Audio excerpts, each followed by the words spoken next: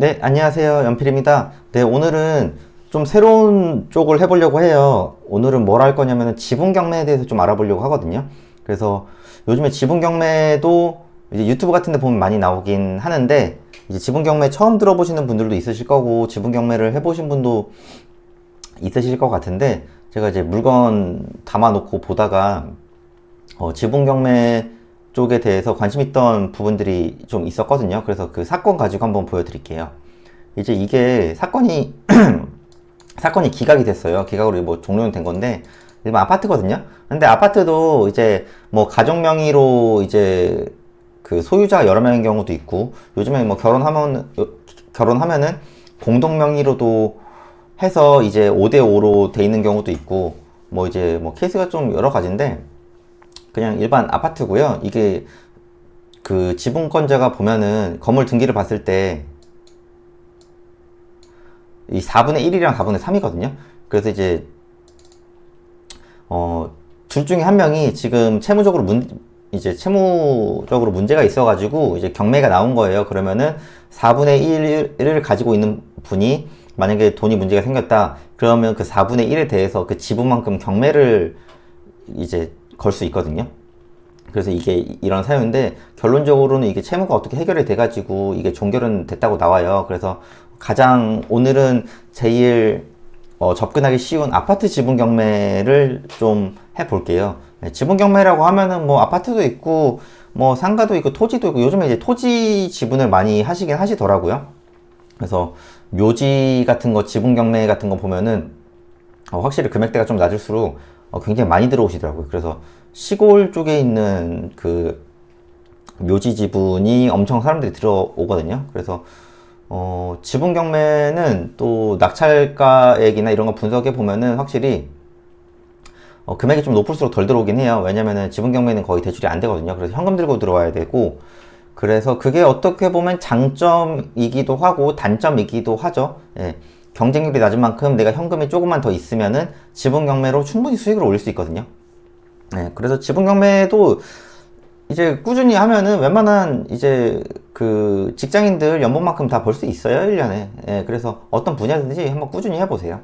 그래서 지분 경매 예를 한번 보여드리면은, 이게 그냥 뭐 일반 아파트거든요. 일반 주공 아파트고, 뭐 남양주 뭐 와부 덕소에 있는 주공 아파트라고 하는데, 지금 지분이 나온 거는 보시면은 4분의 1이 나왔어요. 근데 이게 지금 1억, 이 4분의 1의 지분만큼 1억 500으로 시작을 했다가 7,350이 됐다가 5,145만 원이 됐다가 이제 이게 얼마 안 납두고 기각이 된 건데, 그 아파트 계약 같은 경우 되게 심플해요. 그리고 지금 임차인이 없거든요. 임차인이 없고 그러면은 이 소유자가 살고 있는 거거든요. 그러면은 오히려 더 심플하죠. 그래서 지금 이제 소유자가 전부 사용하는 거고, 뭐 이런 권리 분석이 있는데, 권리 분석은 뭐 딱히 안 보셔도 되고, 아파트 경매는 어떻게 보냐면은 네이버 부동산 가셔가지고 이제 여기 덕소 주공이라는 데인데, 지금 평수가 전용으로 이제 17평 정도 되거든요. 그러면은 23평 정도 되는 거고, 매매로 봤을 때 이제 최저 가격으로 보면 한 3억 정도 돼요. 네, 3억, 뭐 3억 2천 이 정도 되는 건데, 최저가 기준으로 3억으로 본다고 하면 4분의 1이니까 7,500만 원 정도 되거든요. 그래서 지금 현재로 봤을 때 이 지분은 시세대로 치면 7,500만 원 정도의 가치가 있다고 보는 거예요. 근데 지금 얼마까지 떨어졌죠? 5,145만 원 정도 떨어졌죠. 만약에 우리가 뭐 한 5,500만 원 정도의 낙찰을 받아다 칠게요. 그러면은 그 실제 이 지분의 시세는 7,500만 원인데 이 아파트를 어떻게 4분의 1로 쪼개거나 할 수는 없는 거잖아요. 그래서 이런 거를 일반적으로 어떻게 하냐면은 나머지 지분권자한테 팔아요. 네. 이게 시세가 7,500만 원인데 지분권자한테 한 7천만 원에만 팔아도 우리는, 그러니까 그 지분권자도 시세보다 싸게 사는 거고, 우리도 낙찰가액보다, 우리가 낙찰받은 금액보다 비싸게 파는 거잖아요. 그런 식으로 일반적으로 첫 번째로 좋은 점은 이제 지분권자한테 넘기는 거고, 근데 이제 이게 이해관계가 안 될 수도 있다. 그러니까 대화하다 보면은 대화가 안 되시는 분들이 있을 거란 말이에요. 경매를 하다 보면은 그런 게 태반이에요. 뭐 아파트 같은 것도 거의 강제 집행까지 가진 않지만은 강제 집행까지 가는 거의 궁극적인 이유가 그냥 대화 자체가 안 되는 경우가 태반이기 때문이거든요. 그래서 이게 만약에 뭐 이제 가족일 가능성이 커요, 이런 거는. 그래서 이게 봐도 뭐 상속 받아가지고 사회행위 취소로 이제 4분의 1을 받은 건데, 딴 분이 사이가 안 좋아져서 나는 이 집에 지금 뭐 살고 있지만은 이사 갈 생각이다. 그리고 난 살 생각이 없다. 그러면은 이거를 통으로 넘기는 방법도 있고요.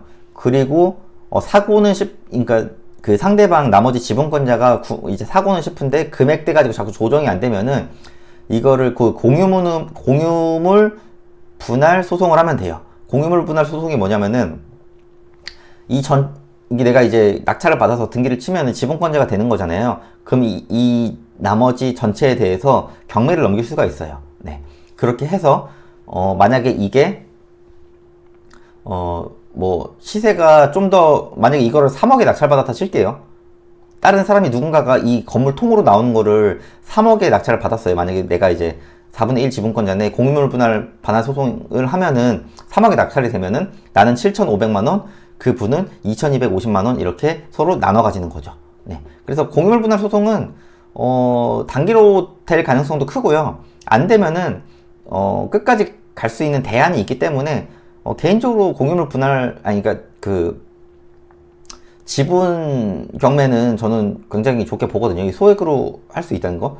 예, 내가 한 5천, 7천, 뭐 1억 좀 안 되게 돈이 있다. 그럼 이런 공유물 그 지분 경매로 조금씩 불려보세요. 네, 그러면은 물론 이제 하다 보면은 이 대화가 안 되고 하면은 이 공유물 분할 소송하고 해서 막 몇 개월씩 시간이 걸릴 수도 있어요. 예. 근데 이제 그런 거는 감안을 하고 들어가시고, 그게 잘 되면은 이제 현금 흐름 창출이 잘 되는 거고, 그리고 이걸 하면서도 다른 내 일을 또 하셔야죠. 이것만 마냥 붙들고 있을 수는 없으니까.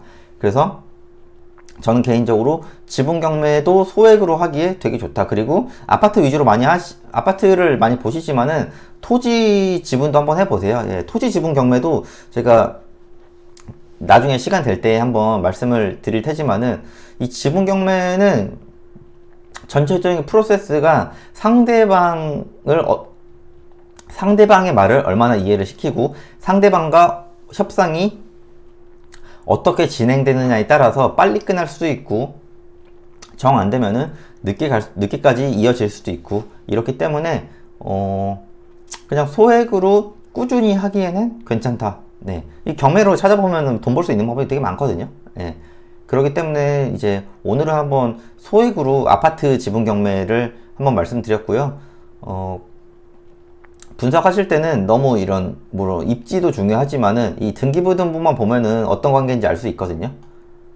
이 등기부등본 뭐 이것만 봐도 지금 4분의 3, 4분의 1인데 이 과정이 어떻게 이루어졌나. 그래서 여기 이제 보시면은 뭐 상속이 돼가지고 사회행위 취소 이제 소송이 돼서 일부를 이전을 받았어요.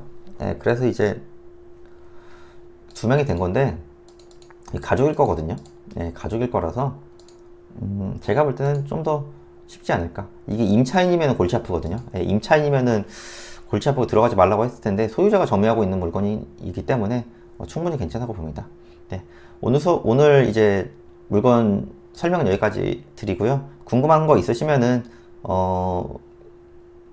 저기 오른쪽 위쪽에 전화도 있고 댓글도 있고, 네, 저희 블로그나 인스타로 방문해 주시면 감사하겠습니다. 네, 감사합니다.